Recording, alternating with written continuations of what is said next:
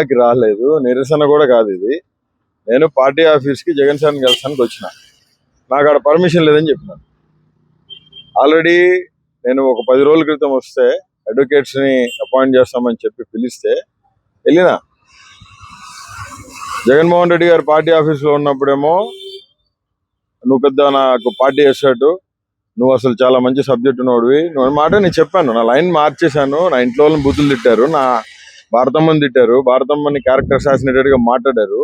ఆ పొద్దు ఎవరు మాట్లాడలేదు. ఈ పొద్దు పార్టీ కోసం నేను పనిచేసా. 9 నెలలు జైల్లో ఉండా, 22 కేసులు పెట్టించుకున్నా, 3rd డిగ్రీలు, ఊరంతా తిప్పిన. రాశివరి నుంచి చివరికి 16,000 కిలోమీటర్లు తిప్పారని చెప్పి కారుమూరి వెంకటరెడ్డి అనేవాడు నన్ను రౌడీ షీట్ అంటాడు. హైకోర్టు ఆల్రెడీ చెప్పింది ఆ రౌడీ షీట్ దానికి కాకపోతే ఆ మాట అన్న వాళ్ళకి 12 మంది పోలీస్ ఆఫీసర్స్ కి మెమో ఇచ్చింది.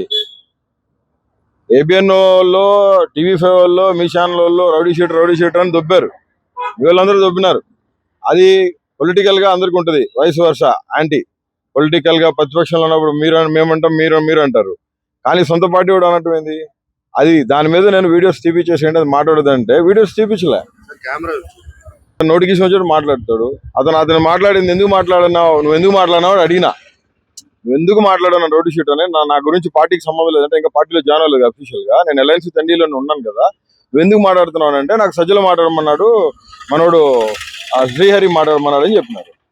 అది ఆడియో రికార్డింగ్ కూడా వినిపిస్తాను నేను. రేపు ఫోన్ ఇటీ బ్రో. నేను ఎందుకు, నాకేం అవసరం?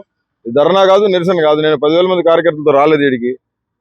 రిపబ్లికన్ పార్టీకి 1,70,000 మంది మెంబర్స్ ఉన్నారు. నేను వర్కింగ్ ప్రెసిడెంట్ ఉండే. అద్వాలయ్య గారు ప్రెస్ మీట్ పెట్టి సారీ చెప్పు నువ్వు అంటే, సరే మాడోళ్ళని కూడా తిట్టారు కదా సార్, మాడోళ్ళు తిట్టినారు, భారతం తిట్టినారు, వాళ్ళకి సారీ చెప్పమని చెప్పండి, బహిరంగ నేను కూడా సారీ చెప్తాను సార్ అని చెప్పాను. అయినా కానీ నేను మీడియా ముందుకు వచ్చాను కదా. నేను నా మాటల ద్వారా ఏదైనా బాధించబడితే సారీ కూడా చెప్పినా కదా. నేను లైన్ మార్చి మాట్లాడేటప్పుడు కారుమూరి వెంకటరెడ్డి అనేవాడు నా క్యారెక్టర్ అసాసినేట్ ఎందుకు చేయాలా? కారుమూరి వెంకటరెడ్డి మాట్లాడమంటే కారుమూరి వెంకటరెడ్డి ఎందుకు మాట్లాడినావు అడిగితే నేను కారుమూరి వెంకటరెడ్డి ఏం చెప్పినాడు, కోడి శ్రీహరి, సజ్జల రామకృష్ణ రెడ్డి మాట్లాడమన్నారు, మాట్లాడినా అన్నారు. నేను ప్రూఫ్